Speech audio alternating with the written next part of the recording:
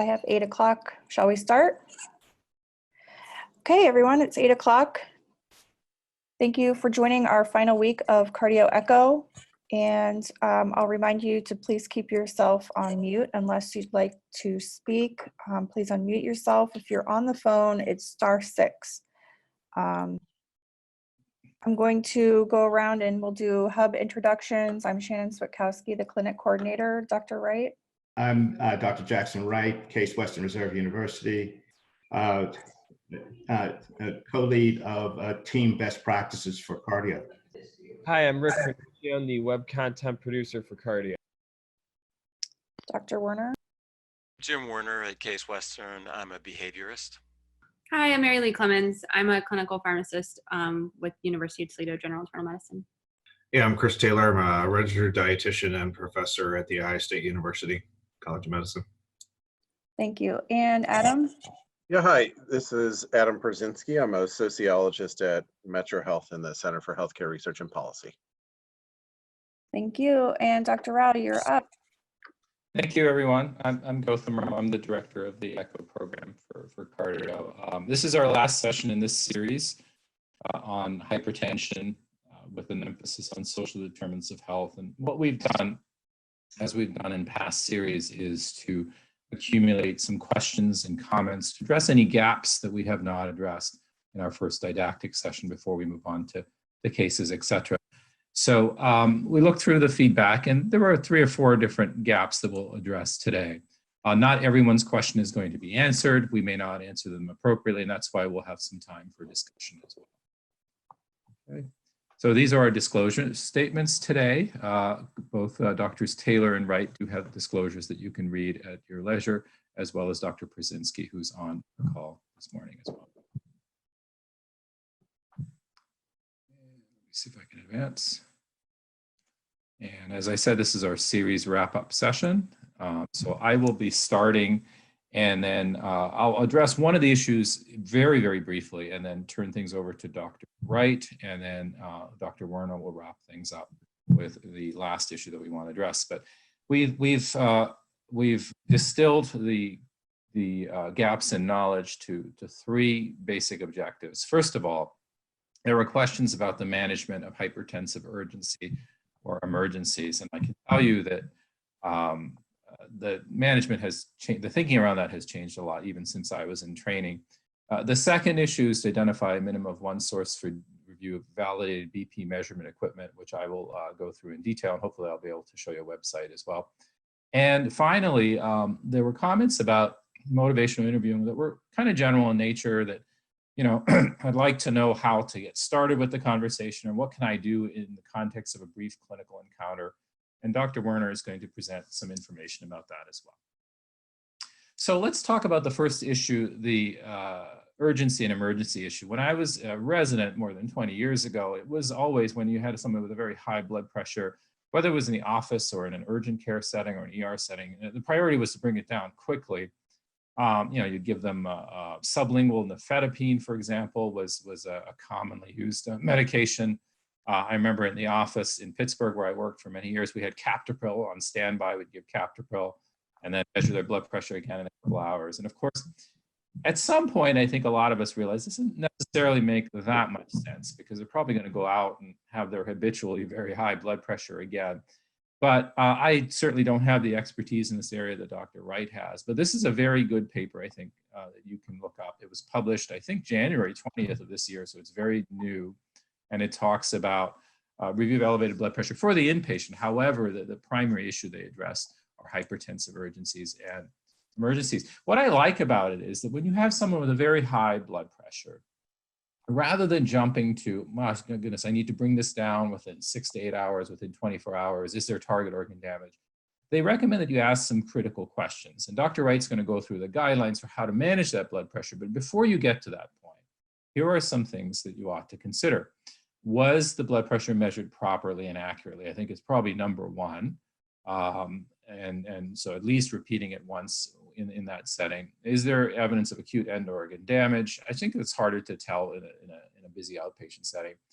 What potential factors are contributing to the patient's elevated blood pressure? We see this a lot. So many people that have resistant hypertension are really heavy alcohol consumers, or they're withdrawing from alcohol and their blood pressure tends to be high temporarily.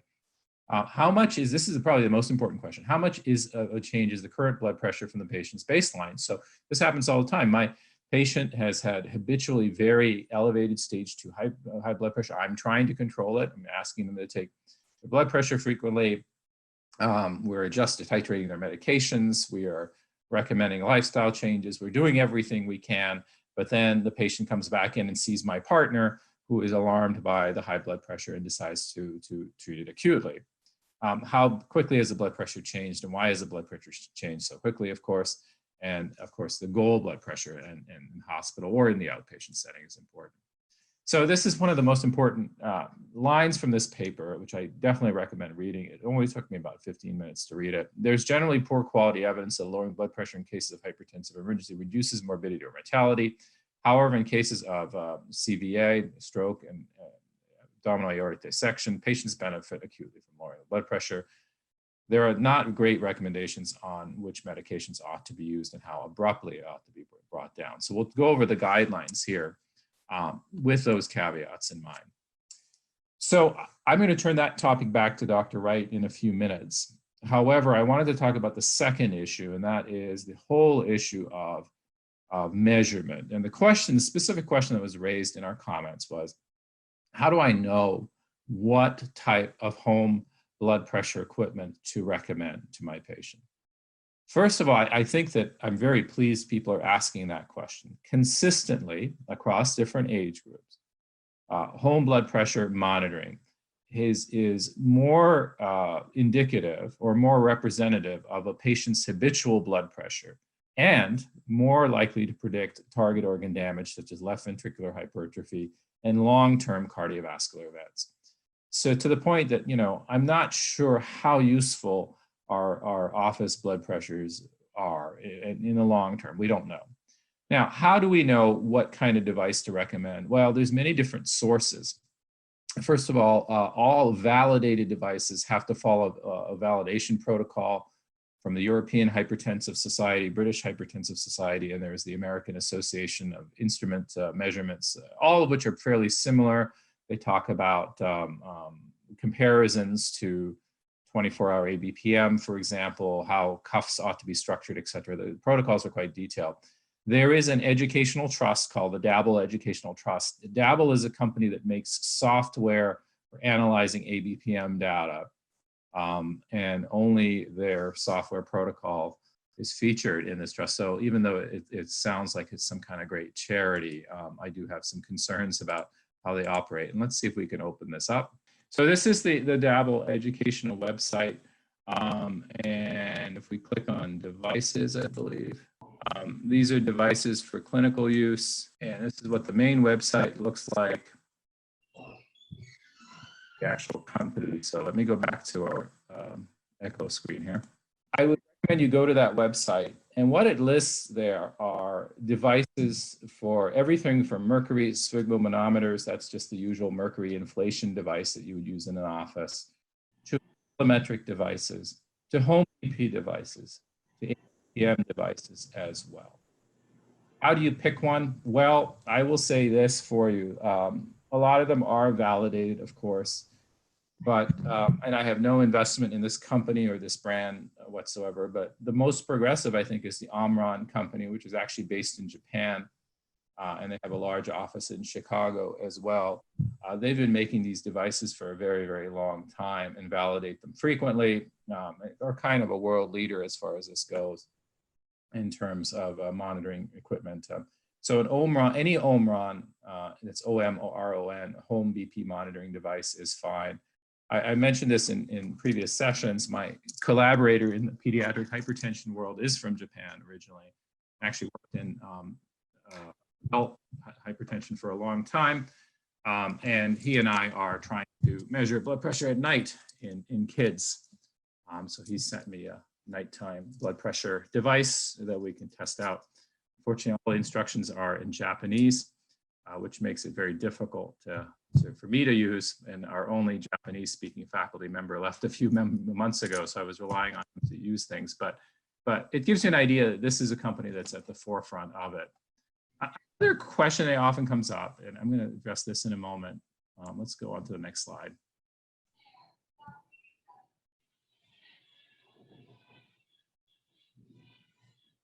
Is, you know, Medicaid does not cover, there's a website that talks about what devices are covered by Medicaid in what states. Very few states, very few states actually cover home BP monitors. This is often cited as a barrier to home BP monitor.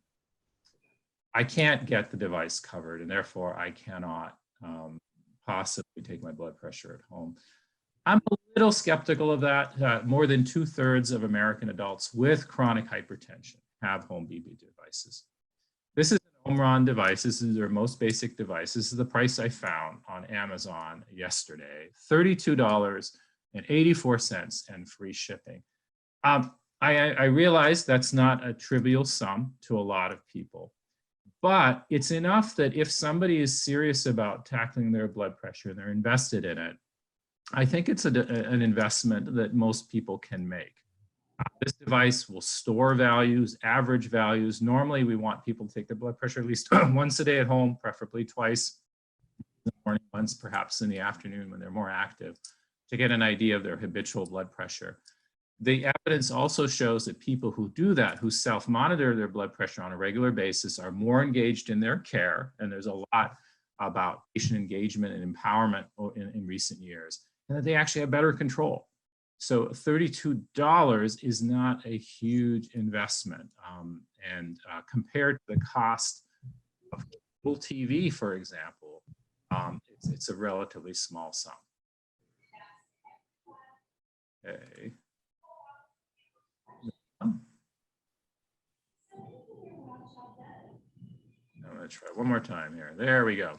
So I'm going to turn things over to Dr. Wright for a few minutes, who's going to revisit that topic of hypertensive crises. Yeah, thanks, Goutham. We'll mention one thing about home blood pressure monitors. One is that the Medicaid providers within the state of Ohio actually do now provide home blood pressure monitors for Medicaid patients, as well as many of the other insurance companies will provide home blood pressure monitors. In fact, if you go to the Cardi-OH website,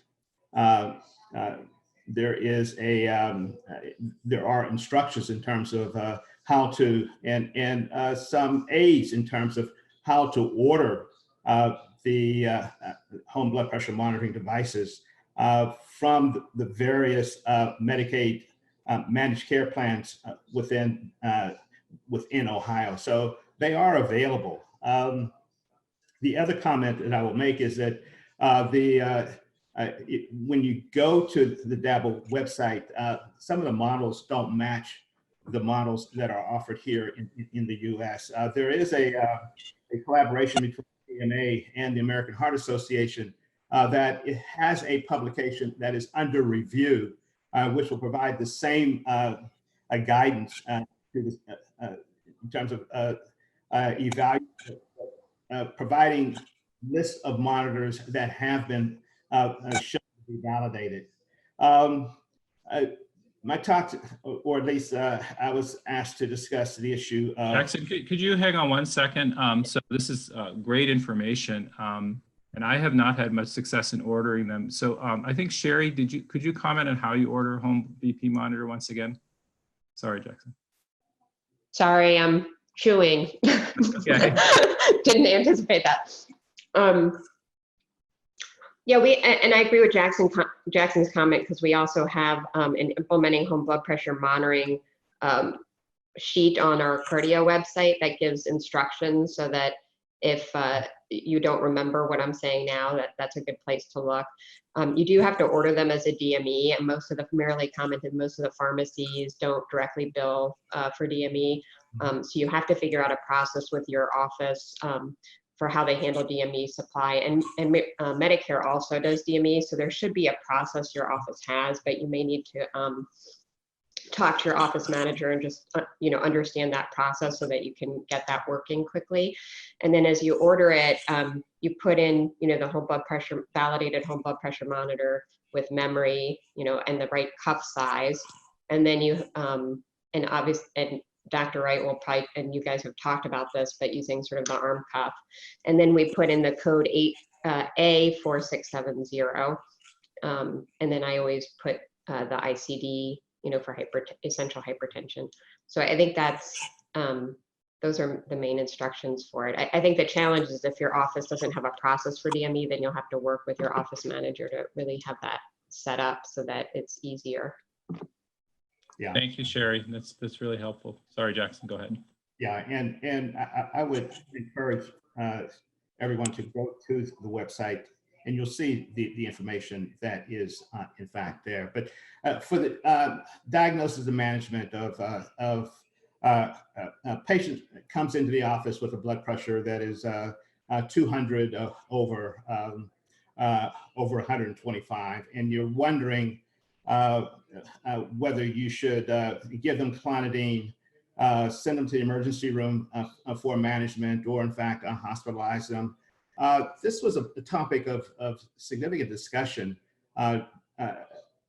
when the guideline was developed. And there has been, Dr. Rowell, it's correct, it used to be that there are patients who came in, even in the office setting, you would not want them to leave the office with a blood pressure that high, because of the fear that if they had an event and the last blood pressure that they saw in the office was substantially elevated, that you would be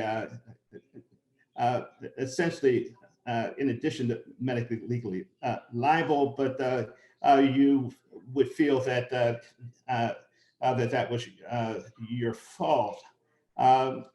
What has transpired since then was that that patients who come in and had their blood pressure dramatically reduced in the office suffered events secondary to the blood pressure, aggressive blood pressure lowering.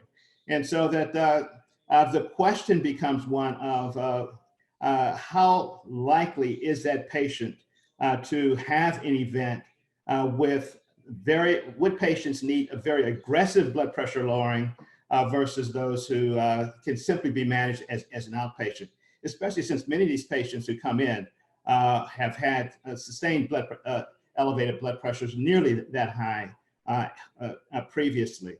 So this is the algorithm that was essentially developed.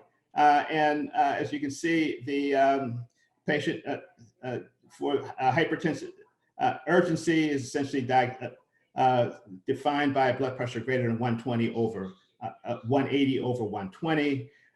Then the question becomes, has there been an increase in target organ damage, and is there rapidly progressive worsening?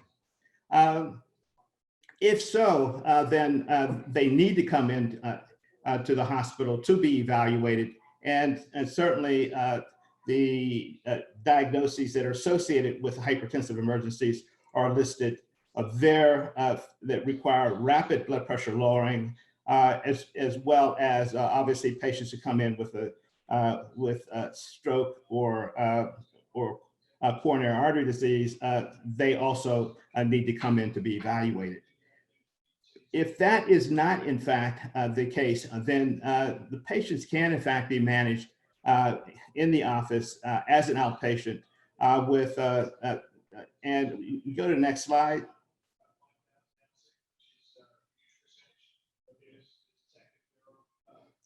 So as shown here, the hypertensive urgency is defined by severe blood pressures greater than 120, greater than 180, diastolic greater than 120. In otherwise stable hypertensive patients, that is without acute or impending target organ damage or dysfunction. This usually occurs in patients with chronic hypertension who have been withdrawn from medication, prescription has run out, or are non-adherent with medication. On evaluation, there should be no clinical or laboratory evidence of worsening target organ damage or new or worsening target organ damage. And this is documented by history.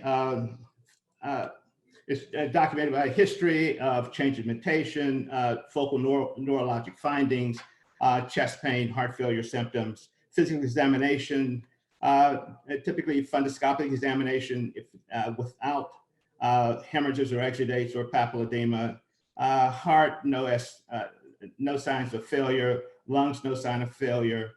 Generally, no abdominal bruits suggesting secondary hypertension, and no loss of pulses or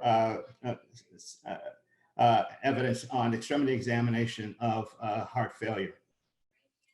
Now, if that is the case, if all of these are negative, then there is actually no indication of hospitalization or immediate reduction in blood pressure in the emergency room. And you can go ahead and simply restart their medications or intensify medications, in which case the blood pressure can be brought down as an outpatient. Now, normally these patients have a history of uncontrolled hypertension, so that you are encouraged to intensify medications. And the other issue is you bring the patient should be brought back to make certain that the blood pressure is coming down. And ideally within 1 to 2 days, but certainly within a week, patients should be brought in at least for a blood pressure check. Challenge here during this period of COVID, but that is the guideline recommendation. One thing I forgot to mention, for renal function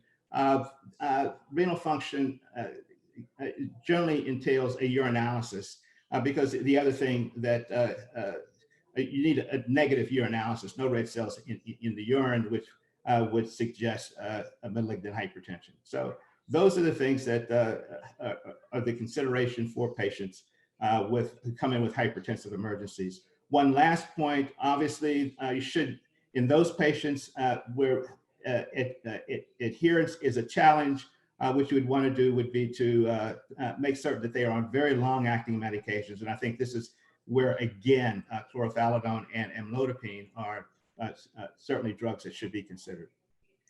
I'll stop there.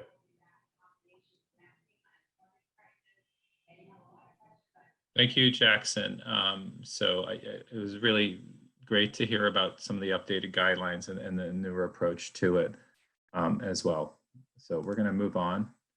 So the final topic that was a gap in knowledge. Whoops, I'm sorry, this thing is going too fast.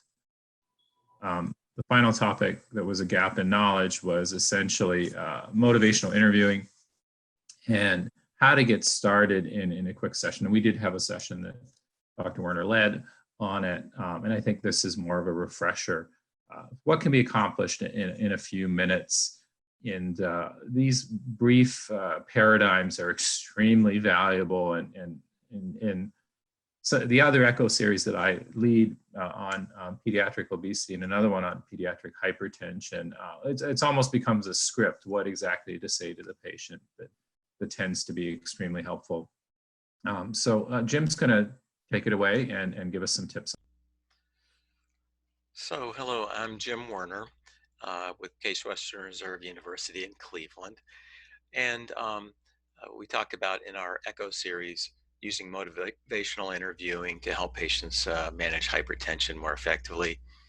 And there were some questions about motivational interviewing, and I wanted to do a quick little review session today about those skills.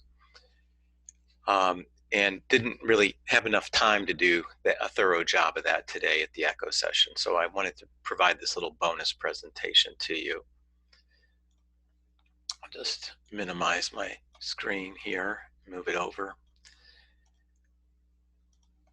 So motivational interviewing, as one person said in the feedback from the last session, it's hard to do, and it's like learning a new language, and practice does make it easier over time. It is challenging though. And so, you know, it's difficult to learn quickly, and it's also a little difficult to teach quickly. But I'll do my best today to add on to the presentation that I did earlier in this ECHO series. So what I would like to do today is really touch on the spirit of MI and some of the specific steps that we talked about during the session that I did last month. And then I'll finish by sharing some interesting findings from a study of motivational interviewing. So why motivational interviewing? So who's it for? It's best suited for patients for whom health behavior changes are needed to improve their health, but the patient is not taking action to implement those changes. For patients who are ready to take action and make changes, in recent years, MI has encompassed planning and implementation, although I didn't discuss that in my first presentation. There are other implementation methods such as SMART goals and solution-focused brief methods for patients that are ready to take action. I use the solution-focused methods a lot in my work in the weight management clinic. The thing is that it's pretty common for patients who are making changes to then later slip back into an earlier stage of change. I'm sure you all see that in your practices. For this reason, it's useful, it's always useful to know how to use MI. The rationale behind MI is that people feel ambivalent about changing behavior when other motives conflict with taking action. It's important to remember that ambivalence is normal whenever anyone considers making a health behavior change in which there are benefits on both sides, that is, benefits to not changing and benefits to changing. Ambivalence is a central construct or a central concept within motivational interviewing. We're trying to help patients resolve their ambivalence. And it is expressed in what we call change talk and sustain talk. An example of change talk would be, change talk, I know that I need to cut down on my salt. And sustain talk would be, but I've been eating salty food all of my life. Most people work through ambivalence more effectively by being listened to rather than having someone try to convince them that they need to make a behavior change. If it was that easy, we wouldn't have so many health behavior issues with patients. If someone could simply just tell them what to do and logically it would make sense and then they would just go ahead and do it. It's more complex than that, certainly.